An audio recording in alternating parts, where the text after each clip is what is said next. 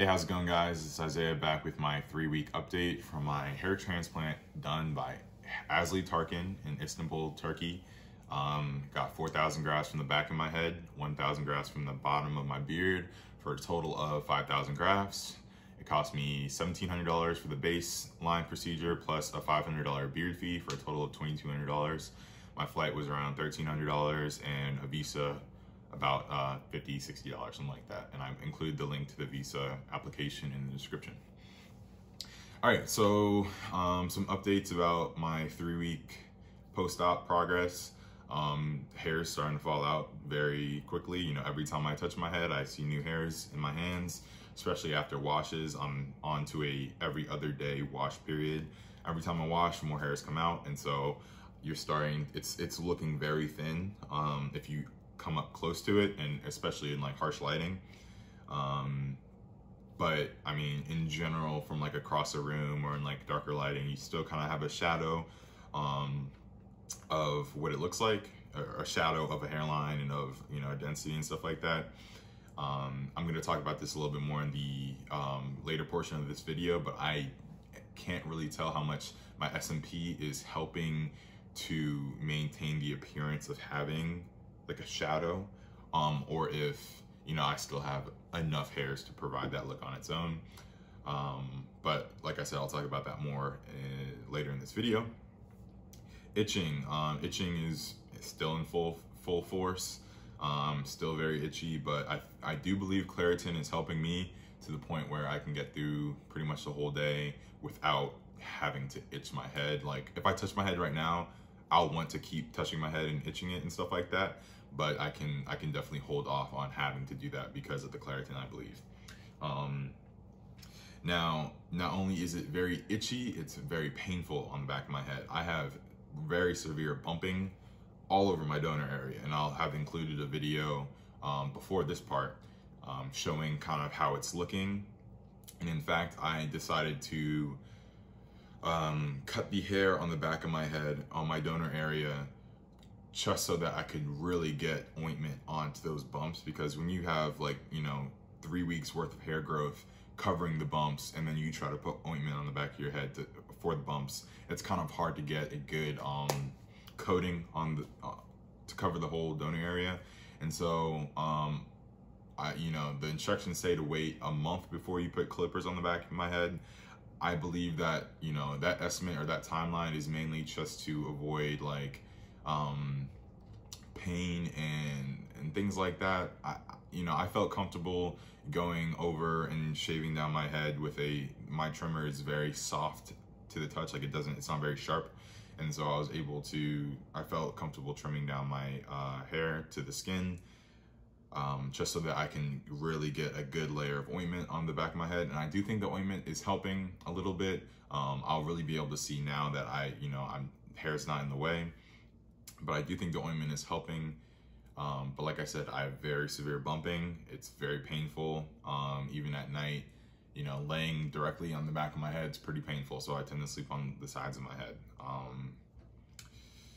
And also, so my donor area, I believe, and you'll have seen this in the earlier portion, but I'm not exactly sure how my donor area is coming. There's still large portions of my head, not large portions, but there's spots in my donor area that look very thin. But what I believe is, and coincidentally, the portions where it's thin, there's also a lot of bumping. And so what I think I'm kind of hypothesizing is that the bumps are being produced by ingrown hairs. Black people tend to get a lot of ingrown hairs. And so I think that once the bumping heals and those ingrown hairs pop through, those thin spots, I'm hypothesizing, will fill in. Like, so once the bumping goes away, the hairs can kind of burst through the skin. It will look less thin than it currently looks. So I'm still, you know, crossing my fingers on the donor area so that, you know, I don't have that over harvested look, but, you know, either way. All right, so I talked about itching, bumps, hair shed. Like I said, hair is coming out very pretty much profusely at this point. I think by 4 weeks, 5 weeks, I'll pretty much have had, you know, full shed back to kind of what it will look like originally. And I'm going to talk about that a little bit more in a second. My crown is very light. You know, now all the scabs have fallen off and stuff like that, and I've had the opportunity to grow out the rest of my hair. Crown is pretty much, it seems untouched. there's still like, I can feel new hairs and stuff like that. But, you know, I believe that, you know, a lot of the hairs that they used for my crown probably came from my beard. And as some of you might know, every graft that you get from your beard is going to be single hairs. There aren't going to be any double hairs, 3 hair, 4 hair grafts in your beard hair. And so it still looks very thin. I'm definitely going to need a second procedure, and that's okay. And also, one thing I do want to say is they didn't attempt to do any type of like swirl pattern for my crown. They basically just placed them in there in a grid, which is, you know, not the most optimum. Sorry about that. I had someone stop by, but yeah, like I was saying, they didn't do any type of like swirling crown pattern to reflect like your natural hair pattern, which I think some clinics in the States, I'm pretty sure, do that. Like, that's a pretty standard thing to do, is place the grafts in like a swirl pattern. I'm not sure if Hair Invincible does that or other clinics in Turkey, but I don't have enough hairs in the back of my head to even mimic that anyway. So maybe, you know, when I get my crown done, I'll, you know, ask for that, or I'll emphasize my desire to have a certain type of pattern. But for now, you know, I definitely don't have any type of pattern. I don't have very good density back there anyway. Okay, so now I'm gonna try to get into some questions that I've seen asked in my comment sections. In general, so what I do when I make these videos is I'll sit down right before I'm, you know, about to make this video. I'll sit down and I'll go through every video I've posted, and I'll look for any new questions that I haven't answered. But in general, if you're watching a video where, like, so say for example, you're watching like my 1 week post-op video, and you have a question, you know, if you feel like you want an immediate answer from me, it would actually be quicker for you to go to my you know, subsequent videos and look into the comment sections and see, like, look through the timestamps and see if I've addressed it. Because, you know, you're probably gonna get a quicker response from me just from literally, like, you know, watching my videos and going through my timestamps than waiting for me to reply.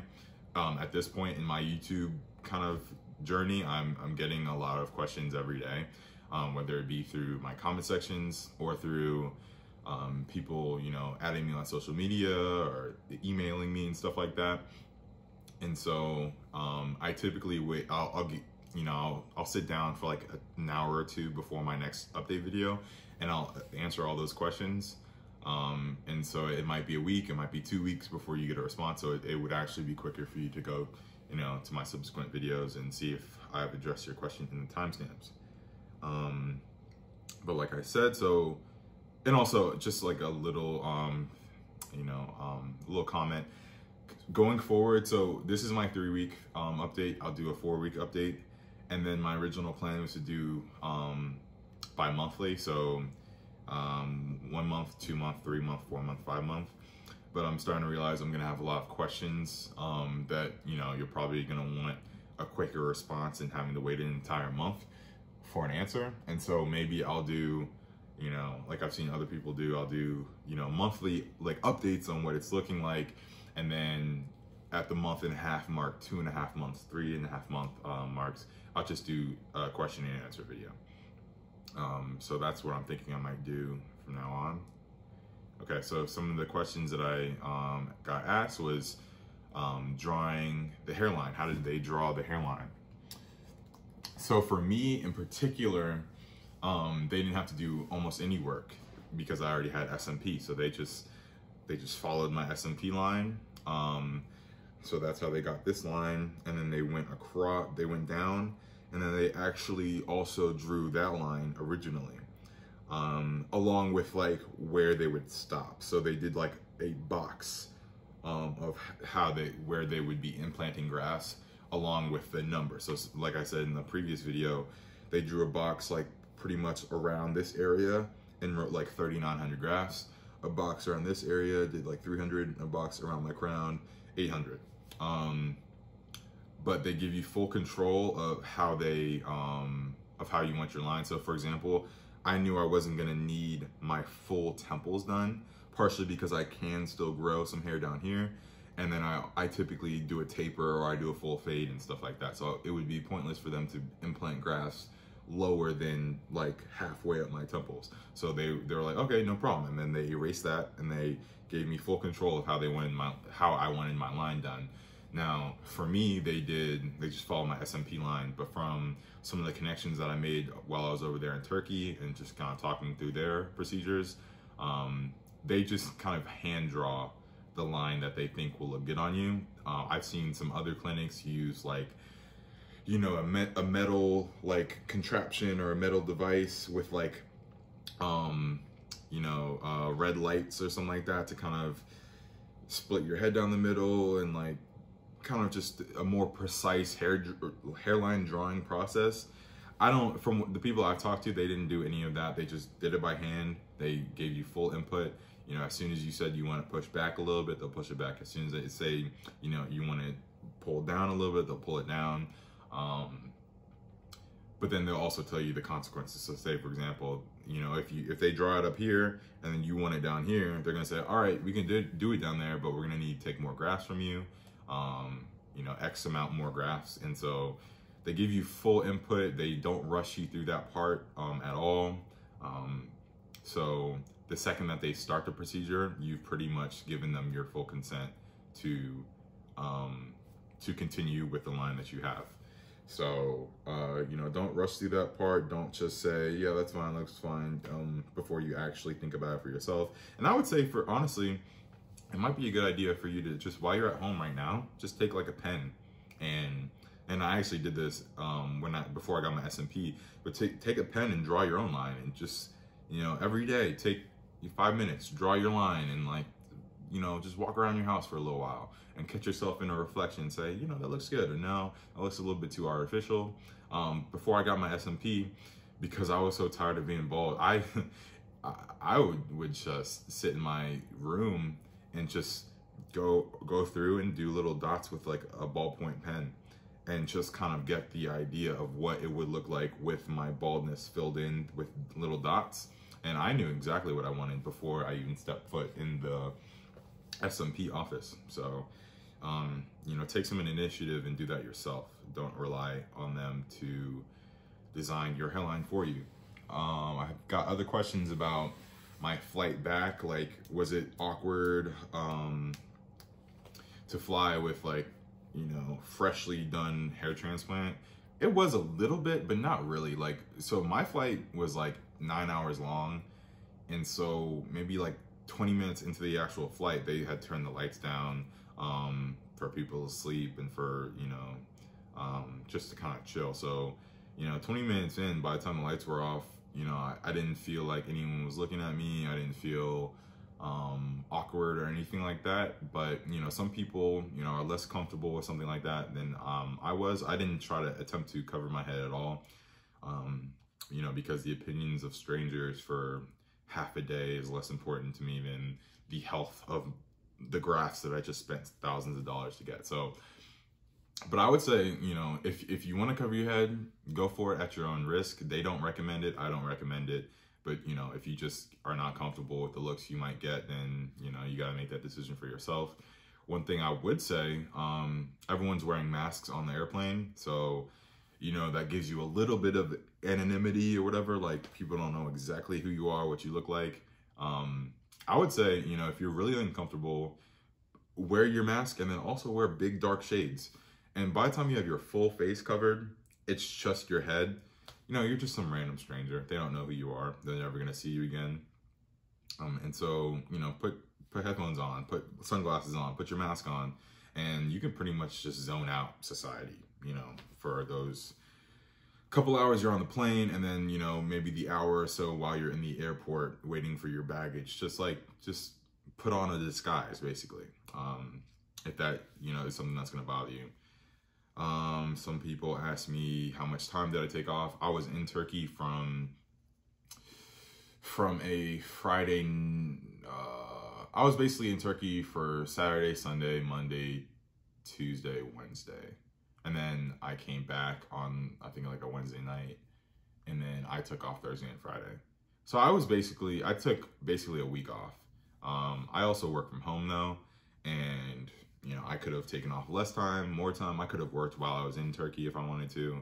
And so it's up to you. I would say if you have to be in person for your job, like you have to go into an office, I would say take 2 weeks off if you can. By 2 weeks, scabs are off and you kind of have, you know, you guys saw my 2-week update video. And so by 2 weeks, you can pretty much look like a normal human being. Otherwise, if you're virtual, then just, you know, take as much time as you want to either get rid of your jet lag or just to, you know, figure out, excuse me, how you're gonna sleep and stuff like that. Just take as much time as you need. Okay, so people asked about my beard. Some people asked, should I have gotten more grafts from my beard? How is my beard filling in at the moment? Right now, I am very happy with the number that I got. I got 1,000 grafts from my beard. I think any more than that would have left me a little bit too thin here.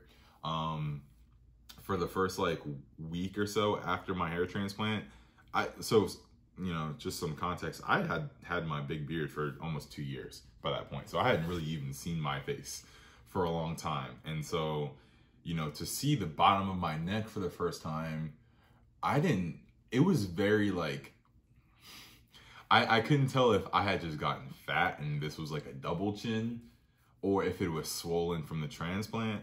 But, you know, my attitude before my transplant was I'd rather have a full head of hair than have a beard. But now, you know, I value my beard. I value having a fully covered neck as well. And so I think getting any more than 1,000 grafts would have left me a little bit too thin.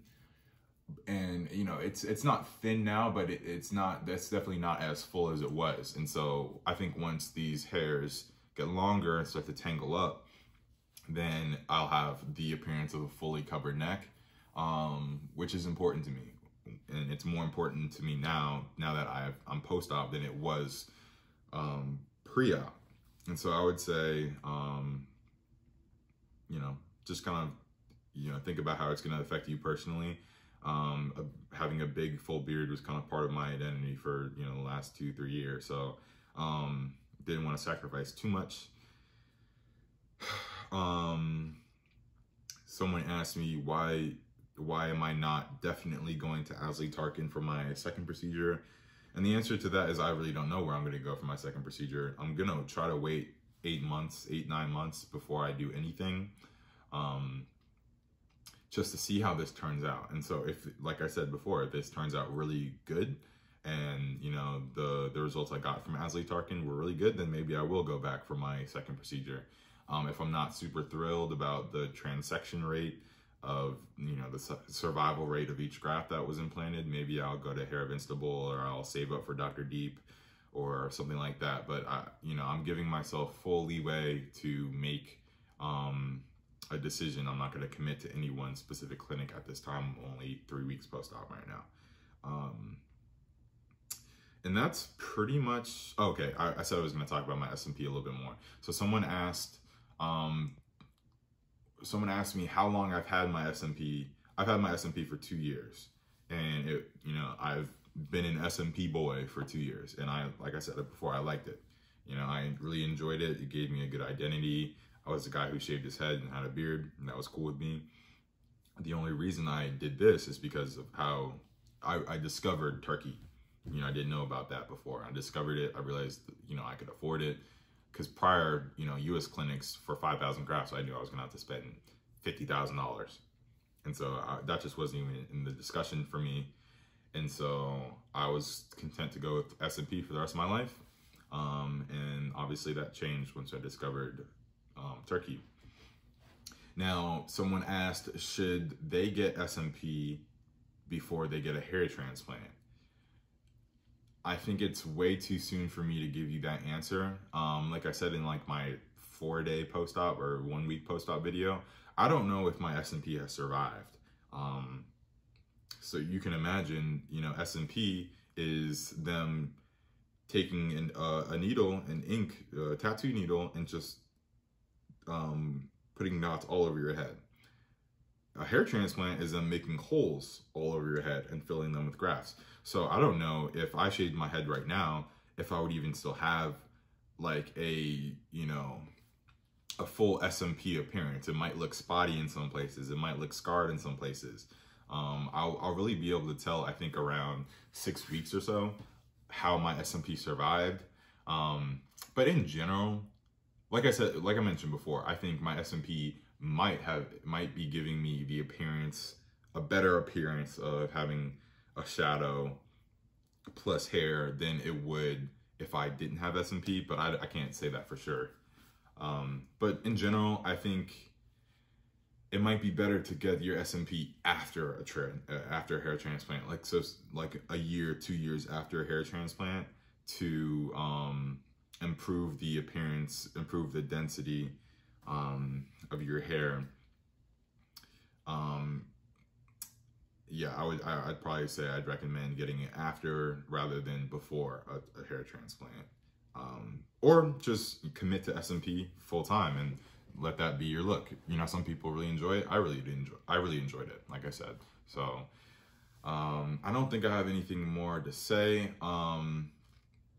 So currently, like I said before, I shaved the back of my head, and I have it sitting in ointment.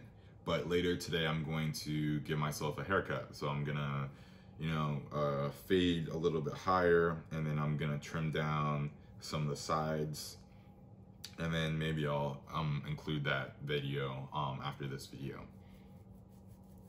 But yeah, can't think of anything else, and I pretty much combed through all the comment sections. So like I said, check the description for timestamps, check the description for links to my pictures and to the visa and stuff like that. And if you still have any questions, then feel free to post them in the comments, and I will do my best to get back to them or answer them as soon as possible. All right, see you guys. Hey guys, last thing, I forgot to mention this. So I've noticed, like around day 13, 14, this weird like crease I have in my head. Now I have a very squishy head in general. I don't know if my head's any more squishy than everyone else's, but like this permanent crease was never really there. And you know, I thought maybe I just like slept that way to where my head was creased like that for too long. But I'll wake up with a crease right here too, and that'll go away by like, you know, noon. But this one's been here. And so I'm not sure how much to, you know, attribute that to the hair transplant or not. But if you've had a hair transplant and you've noticed a crease like this, say down below in the comments. I don't know. I really don't know what to think about that. So yeah, here's my head in different lighting. All right. Hey guys, so this is what it's looking like after a haircut and a shower. Let me go in the bathroom actually. So I do kind of think having SMP is helping to like create the illusion that I still have pretty good coverage. But whether or not it's like worth it to actually get before hair transplant, I can't say. I'll say maybe around week or month 3 or 3 to 5, whatever, around that time when I'm starting to sprout hairs, but it's still probably thin. I'll be able to tell if it's really worth getting SMP before a hair transplant around that time. But just wanted to show you guys how my haircut came out. I pretty much went as low as possible I could around the bumps so that it would be easier to, and as you guys can see, like the bumps are pretty crazy. Yeah. So I pretty much went as low as I could, and then I lightly touched up these spots like around where the transplant was, but like still where I had their hair. But yeah, I thought I had something else to say, I don't remember. But yeah, this is how it's going. So I'm gonna cover this all with ointment now, and then I'm gonna, hopefully that, you know, it's gonna help the healing process. But this is what, you know, my haircut looks like. I can probably pull this look off for another week before it gets just too thin. Yeah, you guys can see kind of how scraggly that is. Yeah, so I'm gonna enjoy having a hairline and a full head of hair for another week, 2 weeks, as long as I can, and then I'll go back to shaving everything off and just rocking my SMP/bald look. So, all right, this is actually the end of my video. Maybe, I think I had one more thing else to talk about. The last thing I wanted to talk about is Aftercare, like, instructions. Honestly, Asli Tarcan doesn't have a very doesn't have a set of rules that they tell everybody. Like, so say for example, when I was in Turkey and they instructed me on how to wash my hair, they told me to let the hair repair foam sit for only 3 minutes and then do the shampoo for like 20 minutes. But then I watched another YouTube video that said that they let the hair repair foam fit for like 30 minutes. So I WhatsApped Asli Tarcan and I asked for their official hair washing procedure, and they say 20 minutes for the hair repair foam and the shampoo. So, you know, in regards to like how early you can cut your hair, how long before you can start, you know, cutting the top, how long before you can wear a hat, how long you can, you know, exercise, have sex and stuff like that. I don't think they even know exactly how consistent their rules are. And then those rules are not consistent with other hair transplant facilities. So I would honestly just say use your best judgment. You know, there's probably some pretty safe things you can reliably say, like don't cut your hair, the recipient area, before 2 weeks. That's probably a pretty, you know, universal rule. Stuff like that. But I would just say use common sense, err on the side of precaution, and don't do anything unless it's absolutely necessary. Like you have like a wedding or something like that and you just need to give yourself a haircut. Before, you know, I would just err on the side of precaution. That's all I'm gonna say. But yeah, I'll see you guys at my 4-week video. Leave questions in the description if you have any. And then if you had a hair transplant and you're past where I'm at, you know, if you have any tips or tricks or advice for me, I'd love to read those. So I'll see you guys later. Bye.